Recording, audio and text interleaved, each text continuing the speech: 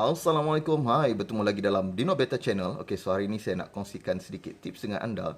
Okey, bagaimana kita nak melakukan proses grooming dan apakah alat yang perlu digunakan. Okey, ini adalah antara alat yang perlu kita gunakan adalah flash stick. Okey, di mana flash stick ni kegunaannya adalah menggunakan cermin dan juga batang sama ada kayu ataupun besi seperti ini, yang mana anda perlu letakkan okey di hadapan ikan bagi menimbulkan reflection ikan okey di hadapan ikan laga anda, okey, supaya ikan lebih responsif dan juga aktif. Okey, flare di hadapan cermin ni. Okey, kalau anda tengok sekarang ni, ikan akan mula mengembang ataupun flare di hadapan cermin ni. Okey, jadi ini adalah salah satu proses yang cukup baik untuk melatih ikan. Okey, kalau anda tengok ni, okey, ikan ni dah pun mula okey galak di hadapan cermin dan juga start flare lah. Okey, namun sebaliknya yang saya nak tunjukkan kepada anda hari ini adalah bagaimana cara kita nak menghasilkan flare stick ni di rumah dengan kaedah yang paling mudah dan apakah bahan-bahan yang diperlukan. Jom kita sama-sama tengok.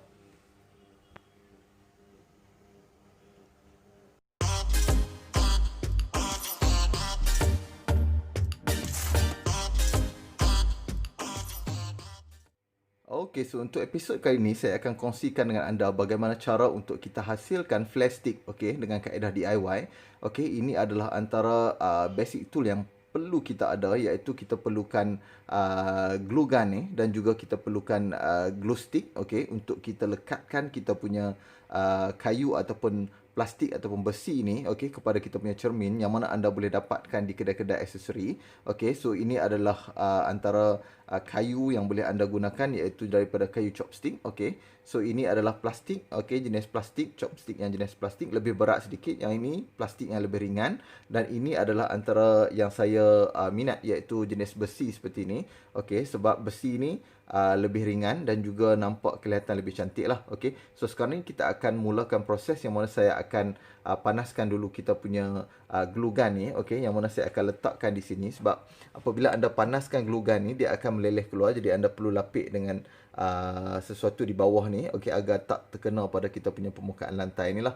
Okey, jadi okey, so sekarang ni gam kita dah mula panas. Okey, kalau anda tengok sekarang ni gam dah mula meleleh keluar daripada glue gun ni. Okey, sekarang kita akan mulakan proses ni, yang mana kita perlu ambil cermin ni dulu. Ini adalah cermin kalau anda dapatkan daripada kedai aksesori. Cermin ni sebenarnya dilekatkan pada dinding, tapi kita perlu kreatif untuk memilih cermin, sebab cermin ni saya suka sebab dia ringan.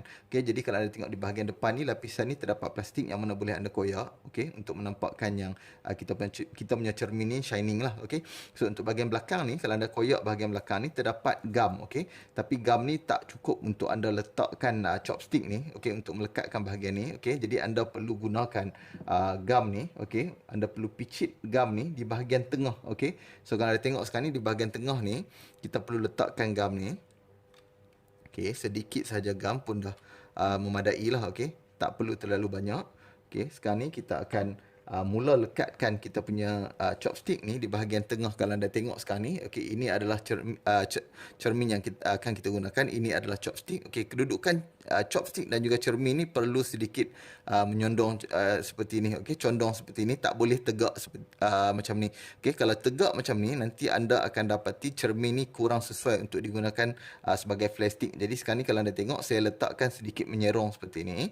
Okey, saya akan pusing ke kiri dan ke kanan untuk memastikan yang kita punya gam ni lekat kuat pada kita punya bahagian stick. Okey, kalau anda tengok, saya akan pusing ke kiri dan akan pusing ke kanan. Okey, sekarang ni gam melekat lebih banyak lah pada kita punya stick. Okey, jadi permukaan gam ni okey akan melekat pada bahagian cermin dan melekat pada bahagian stick dan tidak mudah tertanggal, berbanding kalau anda hanya letakkan begitu saja tanpa pusing ke kiri dan ke kanan, mungkin stick ni akan mudah tertanggal lah. Okey, jadi kalau anda tengok sekarang ni, kedudukan sedikit condong di bahagian tengah. Okey, kalau anda tengok di bahagian hadapan pun akan nampak center seperti ni. Okey, kalau anda baru lekatkan macam ni, memang dia akan bergerak-gerak lah. Jadi anda perlu letakkan di bahagian center mengikut okey kedudukan yang anda nak. Okey, sehingga gam ni sedikit sejuk. Okey, baru anda boleh letakkan di dinding seperti inilah. Okey, sekarang ni saya nak pastikan yang kita punya kedudukan stick dan juga cermin ni berada pada kedudukan yang center.